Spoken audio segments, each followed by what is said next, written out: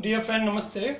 I am Gyanin Singh, that is to say, Kavi Gyan Hindustani. Now I am on second live for teaching English through English medium, in which for a few days I have been studying and teaching Sri Ramcharitmanas, composed by Tulsidas, Saint Tulsidas, and that holy book has been explained in English by the author Swami Gyanaswarupananda Ji Maharaj, and that book is these days uh, I am trying to teach from that holy book by translating and explaining according to my own words. So first of all, I want to start with having some time in the remembrance of God the Almighty by for giving thankfulness for our Creator, the Almighty God, and the nature and all the divine powers, and as well as all the beings here and there, everywhere. Thank you so much for being with me. If you are sharing your religious feelings with me right now and thereafter, after spending some moments here in some devotional attitude, devotional feeling, with thereafter I would do my next work to teach English through English medium. Oh God, guide me, protect me, illumine the lamp of my heart, and make me a brilliant star, the word, the mighty and the powerful. Is there any remover of difficulty save God?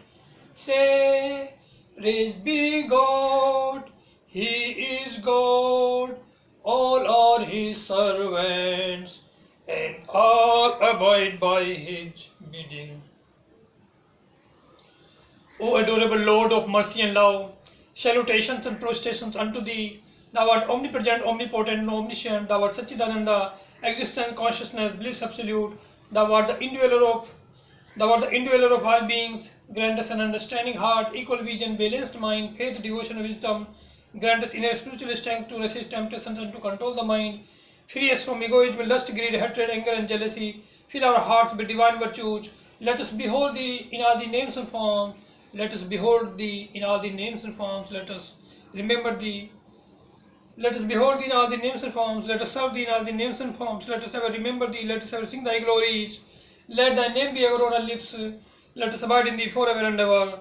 Let us abide in Thee forever and ever. Let us abide in Thee forever and ever. Thank you very much. Now this is the Ramcharitmanas explained in English through Swami Gyanaswarupananda Ji Maharaj. So yesterday I just finished Sundarkand. As I have been teaching this that special part of this holy book, but now I realized after finishing yesterday the Sundarkand completely that I should start it from the very beginning. So for the very beginning, I want to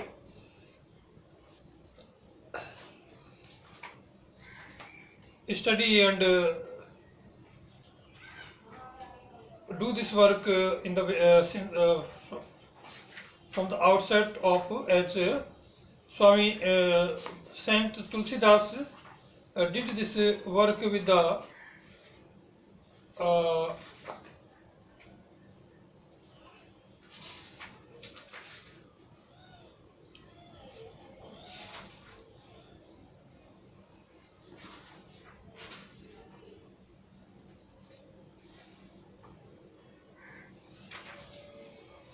he did this work in the very beginning with prayers, to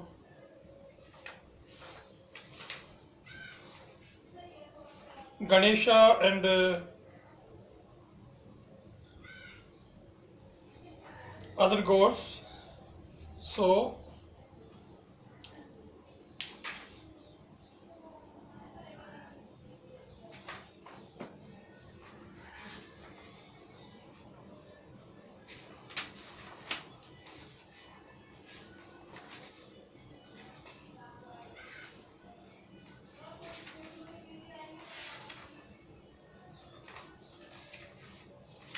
I want to start it from the introduction to Sri Ramcharitmanas. Uh,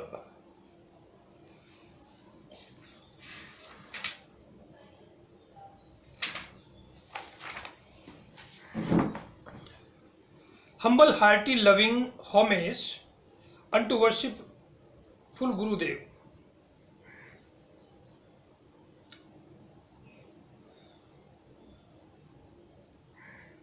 Humble, hearty, loving homage unto worshipful Gurudev H.S. Sri Swami Shivanandaji Shivanandaji and worshipful Guru Maharaj H.S. Sri Swami Chidanandaji, who are the effulgent sons of spirituality. So this introduction of Ramcharitmanas is given here by the author the Swami Gyan Swarupanandaji Maharaj, and first of all he want to homage to his Gurudev Swami Shivanandaji and Chidanandaji Maharaj, who are the effulgent sons of spirituality, who are the like radiant souls of spirituality.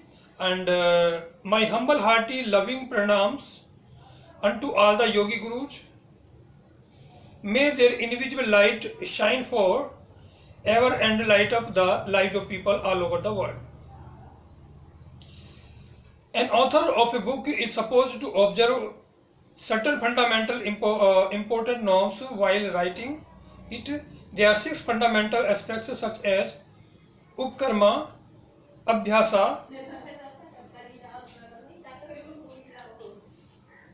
apurva tapalam, atharveda, prapati, and upsamhara.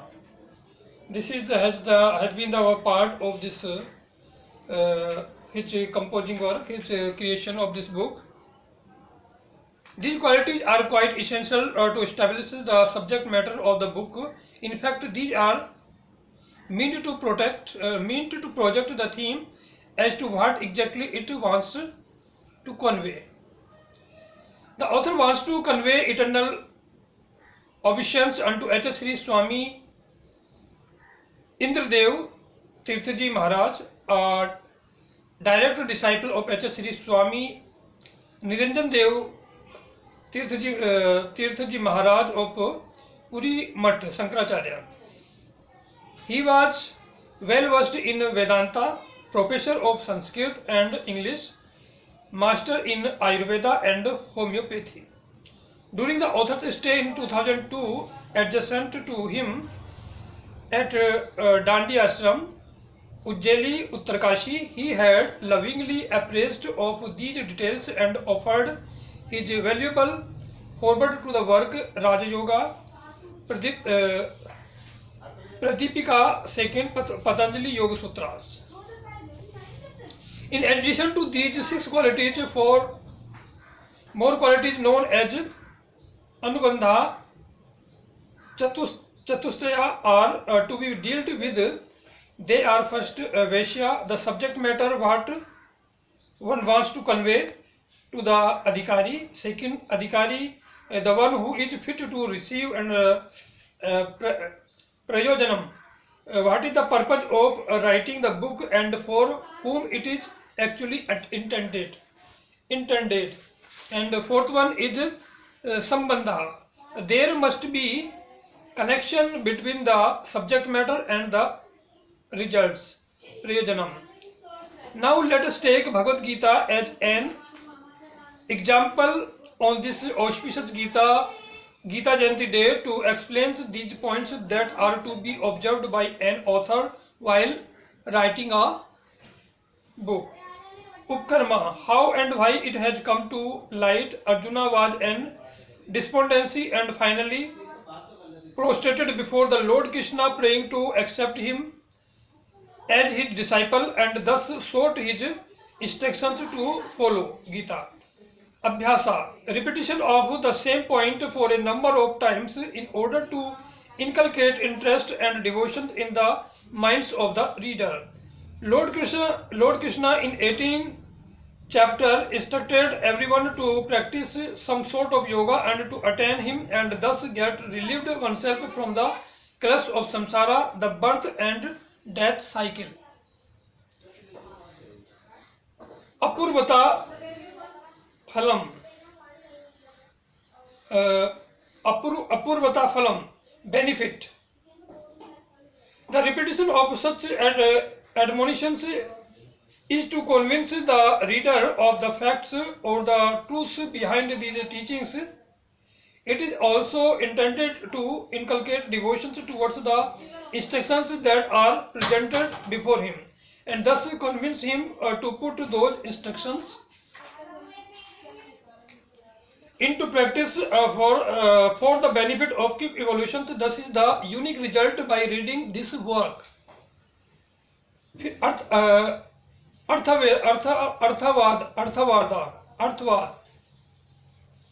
Lord Krishna somehow aimed at creating interest in the disciple only when he surrendered unto him or his teachings by expressing through exaggeration and praises too. Finally, Lord Krishna answered the question of Arjuna put in chapter 7 through his answer in chapter 18th 66 sloka. Lord Krishna advised Arjuna to surrender unto him completely in all respects in order to reap the highest benefit.